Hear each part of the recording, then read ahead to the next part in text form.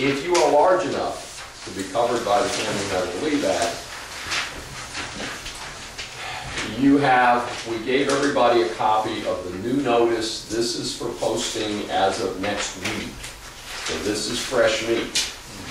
And this is part of the continuing government giveaway of our good graces in employment at a time when the unemployment rate continues high.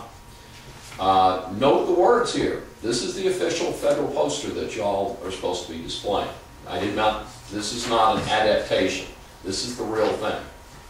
You go to the website, it's up here in the corner, the URL in the corner, this will be in color, but it is exactly this announcement. You could actually go back to your office and post this.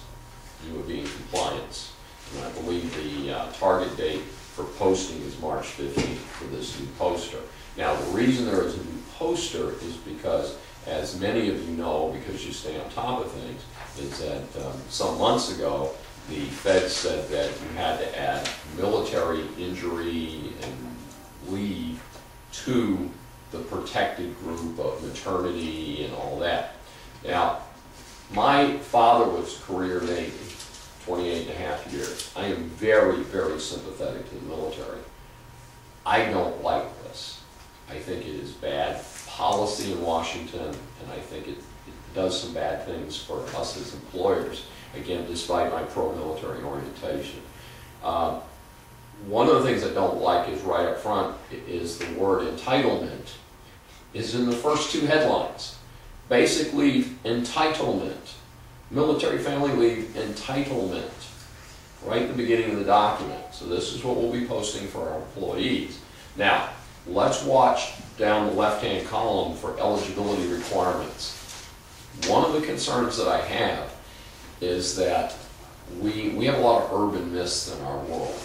The more Facebook and the more Twitter and things like that, the misinformed continue to misinform the other misinformed, and there's all these myths. Most employees in the United States believe they are covered by the Family Medical Leave Act because it's out there so much that they don't see the fine print, which is down here on the left-hand column, buried down on the left-hand column, and it says eligibility requirements. I can't do better than to just point you to the language and say, it's pretty straightforward. Somebody has to work for you for a year, and during that year have accomplished 1,250 hours of service during that year in order to even get Family Medical Leave Act benefits.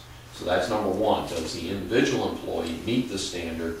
If your company does, and we have a number of clients who have multiple locations. They have their headquarters in Houston or Dallas. They have a field office in the other city, a field office in San Antonio, field office in Austin. Those are more than 75 miles from each other, which means if you have 50 employees in Houston and you have 10 in San Antonio, the 50 employees in Houston are protected by the FMLA. The 10 in San Antonio are not protected by the Family Medical Leave Act. Now, the significance, many of you say, you know what, it's too complicated. We're going to give all 60 employees the coverage. We're going to protect them. That's fine if you choose to do that. I'm not here to tell you what to give away or what not to. But especially with the addition of the military leave provision, I would be very strictly adhering to the rules, meaning that if you have a facility that's not covered, one of the things you need to do is make sure your employee handbook and employee education matches what you're going to do. So if you're going to have FMLA, which is mandatory, of course, in your Houston operations, but not in San Antonio, you need to actually have either a separate handbook for San Antonio, or you need to have an addendum to the San Antonio handbook and say, here are our rules for non-FMLA locations. This is what you're covered by. And if people fuss, you say, hey, talk to your congressman. Here it is. It's right here. You know, this location is more than 75 miles away, doesn't have 50 employees, it's not covered, and it's very expensive for us to comply. We're doing the best we can. So instead of 12 weeks, we can give you 2 weeks, or whatever you decide to do at your non-covered facilities.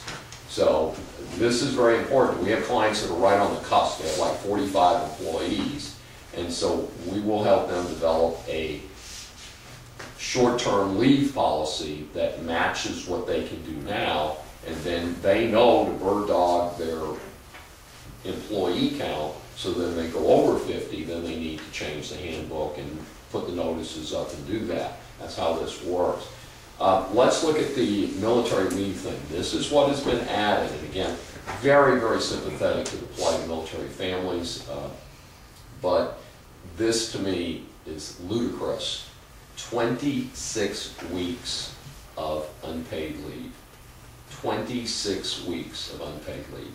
12 is a bite for many small businesses, especially with less than 100 employees, or if you have 100 employees in the greater Houston area because you have 6 locations of 20.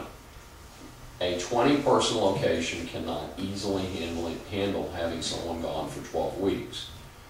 Having someone gone for 26 weeks, you might as well give up. That employee is going to need to be completely retrained. Most of our businesses, even low-tech businesses, move along. There's education that happens. There are things that happen. To me, this is very, very unfair to employers, but it is the law. So if you're covered, you need to be aware of that.